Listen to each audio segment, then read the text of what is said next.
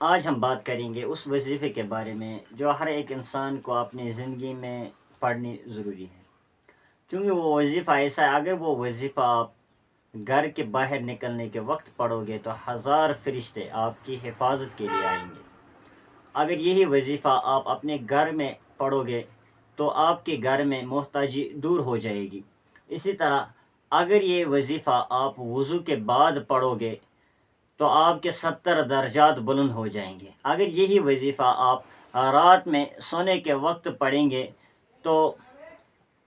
اس وظیفے سے آپ کو فرشتے حفاظت کریں گے۔ اور اگر یہی وظیفہ آپ فرض نمازوں کے بعد کریں گے تو اس وظیفے سے آپ اور موت کے درمیان، یعنی زندگی اور موت کے درمیان، زندگی اور جنت کے درمیان صرف موت ہی ہے، کیونکہ اگر انسان اس وظیفے کو فرض نماز کے بعد